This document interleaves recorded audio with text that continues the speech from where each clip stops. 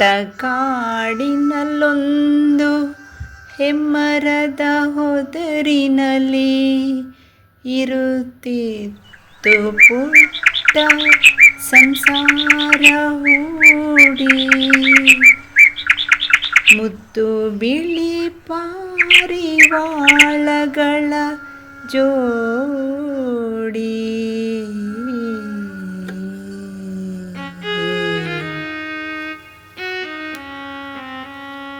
ಹಗಲಿರುಳು ಜೊತೆಗೂಡಿ ಬಾಳಿದವು ಈ ಜೋಡಿ. ಎಂದಿಗೂ ಅಗಲಿರವು ಒಂದನೊಂದು. ಇಗ್ಗು ತುಂಬಿತು ಹೊದರಿನಲ್ಲಿ ಬಂದು.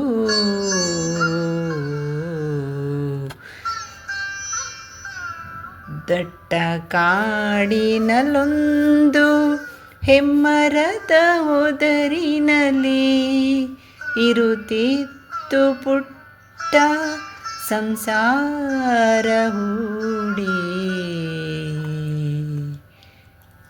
ಇಟ್ಟ ಮೊಟ್ಟೆಯ ನೊಡೆದು ಹಿಗ್ಗಿತಿವುಗಳ ಪ್ರೀತಿ. ಮುತ್ತು ಮರಿಗಳ ಮಧುರ ಸತ್ತು ಕೇಳಿ ದಿನ ಕಳೆದವನಂದದಿಂದ ಬಾಳಿ.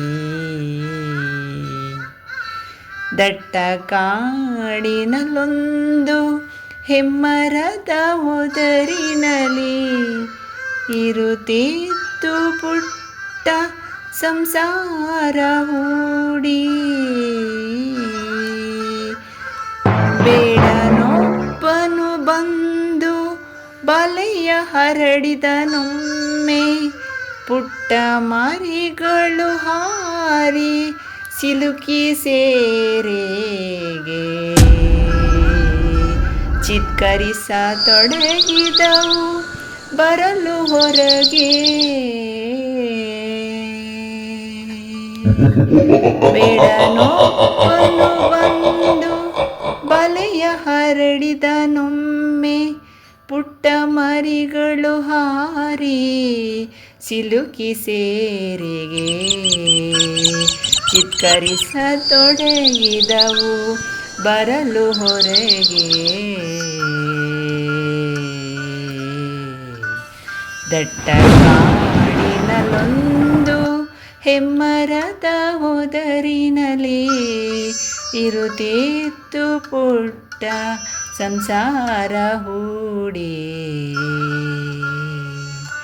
ಕಂಡು ಪಾರಿವಾಳಗಳ ಪಾಡು ತಾಯಿ ಧುಮುಕಿತು ಬಲೆಗೆ.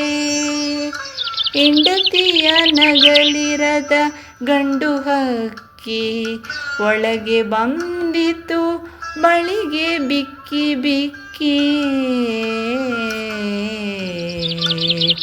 ಕಂಡು ಪಾರಿವಾಳಗಳ ಪಾಡು ತಾಯಿ ಧುಮುಕಿತು ಬಲೆಗೆ.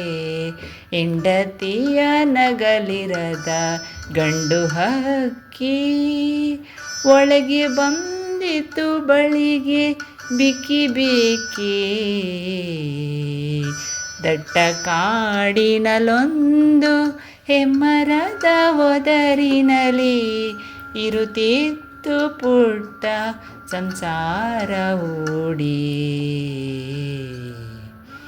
ಕುರುಡು ವಾತ್ಸಲ್ಯದಲ್ಲಿ ಕಳೆದುಕೊಂಡು ವಿವೇಕ. ಬಲೆಗೆ ನುಗ್ಗಿದ ಪಾರಿವಾಳ ಹಿಂಡು.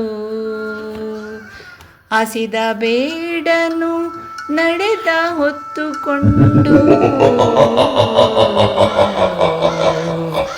ಕುರುಡು ವಾತ್ಸಲ್ಯದಲ್ಲಿ ಕಳೆದುಕೊಂಡು ವಿವೇಕ. ಬಲೆಗೆ ನುಗ್ಗಿದ ಪಾರಿವಾಳ ಹಿಂಡು. ಹಸಿದ ಬೇಡನು ನಡೆದ ಹೊತ್ತುಕೊಂಡು. ದಟ್ಟ ಕಾಡಿನಲ್ಲೊಂದು ಹೆಮ್ಮರದ ಹೊದರಿನಲ್ಲಿ ಇರುತ್ತಿತ್ತು ಪುಟ್ಟ ಸಂಸಾರ ಹೂಡಿ. ಮೋಹ ಮುಸುಕಿದ ಬುದ್ಧಿ ಸರ್ವನಾಶದ ಸಿದ್ಧಿ. ವ್ಯಾಮೋಹವನ್ನು ತೊರೆದು ಬಾಳಬೇಕು. ಏನು ಬಂದರೂ ಕೂಡ ತಾಳಬೇಕು.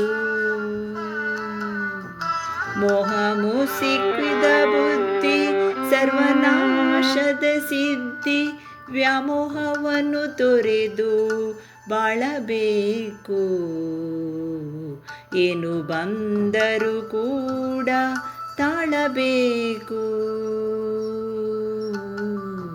ದಟ್ಟ ಕಾಡಿನಲ್ಲೊಂದು ಹೆಮ್ಮರದ ಹೊದರಿನಲ್ಲಿ ಇರುತ್ತಿತ್ತು ಪುಟ್ಟ ಸಂಸಾರ ಹೂಡಿ.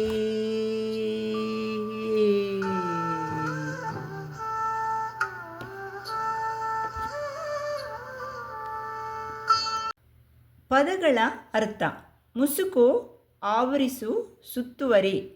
ವ್ಯಾಮೋಹ, ಅತಿಯಾದ ಪ್ರೀತಿ. ಹೊದರು, ಪೊದೆ, ಪೊಟರೆ. ವಾತ್ಸಲ್ಯ, ಅಕ್ಕರೆ, ಮಮತೆ. ಸಿದ್ಧಿ, ಫಲಕಾರಿ, ಪ್ರಾಪ್ತವಾಗೋ. ಕೃತಿಕಾರರ ಪರಿಚಯ: ಸುರಂ ಇಕ್ಕುಂಡಿ. ಇವರ ಪೂರ್ಣ ಹೆಸರು ಸುಬ್ಬಣ್ಣ ರಂಗಣ್ಣ ಇಕ್ಕುಂಡಿ. ಇವರು ಹುಟ್ಟಿದ್ದು 1923ರಂದು ಹಾವೇರಿ ಜಿಲ್ಲೆಯ ರಾಣೆಬೆನ್ನೂರಿನಲ್ಲಿ.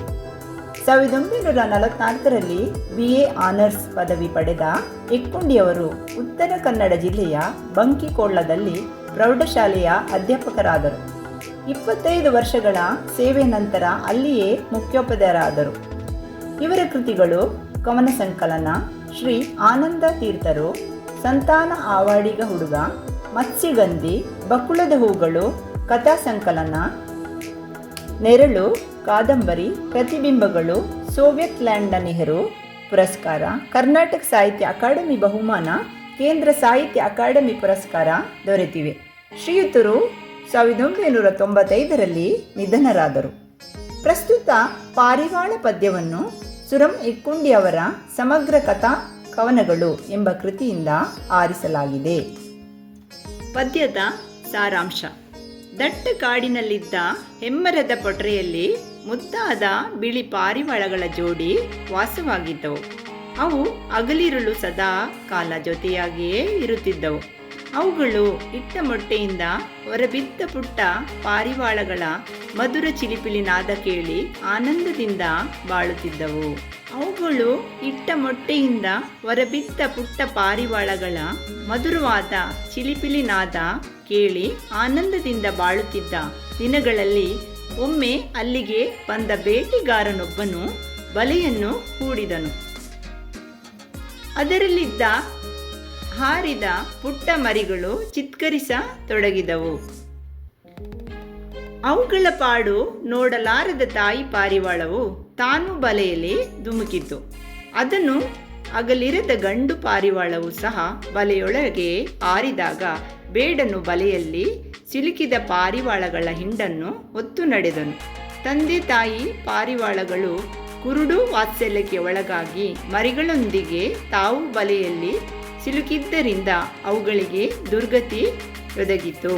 ಜೀವನದಲ್ಲಿ ಬಂದುದನ್ನು ಎದುರಿಸಬೇಕು. ವ್ಯಾಮೋಹವನ್ನು ತೊರೆದು ಬಾಳಬೇಕು.